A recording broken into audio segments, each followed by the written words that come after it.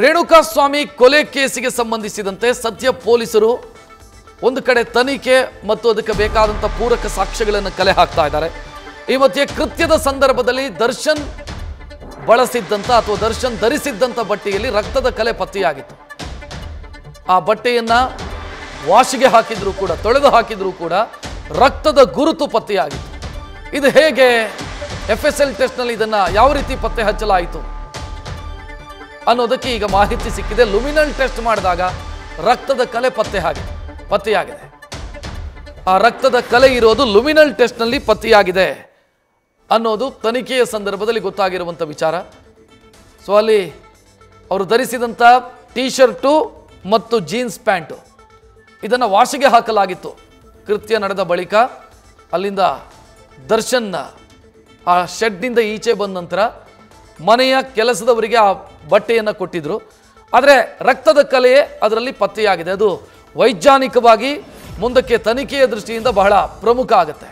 So luminol test ಮಾಡಿದ್ರಿಂದ ಇದು ಪತ್ತೆಯಾಗಿದೆ ಅನ್ನೋ ಡೀಟೇಲ್. ಈ ಬಗ್ಗೆ ಹೆಚ್ಚಿನ ಮಾಹಿತಿ ಕೊಡೋದಕ್ಕೆ ನಮ್ಮ ಪ್ರತಿನಿಧಿ ಸಂದೇಶ್ ಫೋನ್ ಸಂಪರ್ಕದಲ್ಲಿ. ಸಂದೇಶಿ, ಲುಮಿನಲ್ ಟೆಸ್ಟ್ ಅಂದ್ರೆ ಏನು ಮತ್ತು ಯಾವ ರೀತಿ ಪತ್ತೆಯಾಯಿತು ಲುಮಿನಲ್ ಟೆಸ್ಟ್ನ ಕಾರಣಕ್ಕಾಗಿ?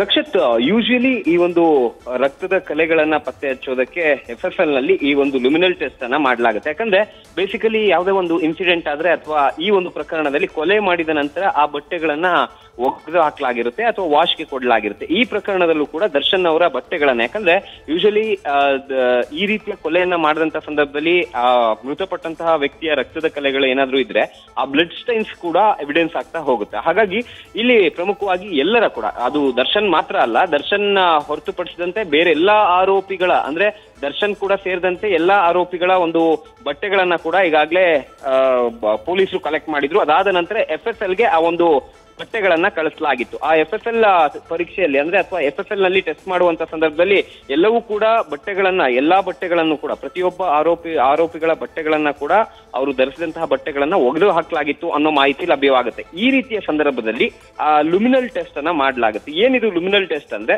ಈಗ ಒಂದು ವೇಳೆ ಯಾವ್ದಾದ್ರು ಬಟ್ಟೆಯನ್ನ ಏನಾದ್ರೂ ಒಗೆದು ಹಾಕಿದ್ರೆ ಅದ್ರ ಮೇಲಿರುವಂತಹ ಬ್ಲಡ್ ಸ್ಟೈನ್ಸ್ ಹೋಗಿರುತ್ತೆ ಅಷ್ಟೇ, ಆದ್ರೆ ಅದರಲ್ಲಿರುವಂತಹ ಹಿಮೋಗ್ಲೋಬಿನ್ ಅದೇ ಆ ಒಂದು ಬಟ್ಟೆಯಲ್ಲೇ ಹಾಗೆ ಉಳ್ಕೊಂಡಿರುತ್ತೆ. ಹಾಗಾಗಿ ಈ ಒಂದು ಲುಮಿನಲ್ ಅನ್ನೋ ಒಂದು ಕೆಮಿಕಲ್ ಏನಿರುತ್ತೆ, ಆ ಕೆಮಿಕಲ್ ಅನ್ನ ಆ ಬಟ್ಟೆಯ ಮೇಲೆ, ಅಂದ್ರೆ ಯಾವ ಬಟ್ಟೆ ಮೇಲೆ ರಕ್ತದ ಕಲೆ ಇರುತ್ತೋ ಆ ಒಂದು ಬಟ್ಟೆಯ ಮೇಲೆ ರಕ್ತದ ಕಲೆ ಇತ್ತು ಅಂತ ಹೇಳಿ ಖಚಿತಪಡಿಸ್ಕೊಂಡ್ರೆ ಅದಾದ ನಂತರ ಅಲ್ಲಿ ಲುಮಿನಲ್ ಕೆಮಿಕಲ್ ಅನ್ನ ಬಳಸಲಾಗುತ್ತೆ. ಆಗ ಅದು ರಕ್ತದ ಹಿಮೋಗ್ಲೋಬಿನ್ ಏನಿರುತ್ತೆ ಆ ಹಿಮೋಗ್ಲೋಬಿನ್ ಜೊತೆಯಲ್ಲಿ ಕಂಪ್ಲೀಟ್ ಕಂಬೈಂಡ್ ಆಗುತ್ತೆ. ಅದಾದ ಬಳಿಕ ನೀಲಿ ಮತ್ತೆ ಹಸಿರು ಬಣ್ಣದ ಒಂದು ಲಿಕ್ವಿಡ್ ಅಥವಾ ಆ ಒಂದು ದ್ರಾವಣ ಉತ್ಪತ್ತಿ ಆಗುತ್ತೆ. ಆಗ ಅಲ್ಲಿ ಪ್ರಮುಖವಾಗಿ ಎಷ್ಟೇ ವಾಶ್ ಮಾಡಿದ್ರು ಕೂಡ ಹಿಮೋಗ್ಲೋಬಿನ್ ಅಂಶ ಕೂಡ ಹೋಗಿರೋದಿಲ್ಲ.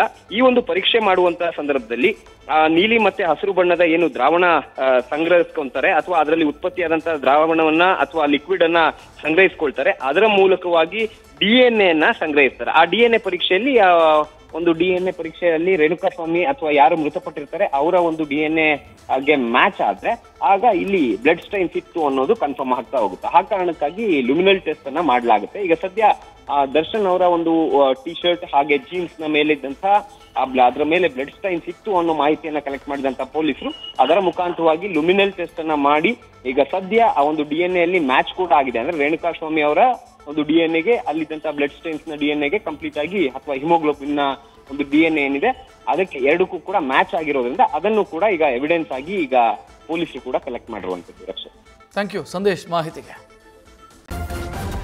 ನ್ಯೂಸ್ ಫಸ್ಟ್ ನಿರ್ಭೀತಿಯಿಂದ ನಿಮ್ಮ ಪರವಾಗಿ.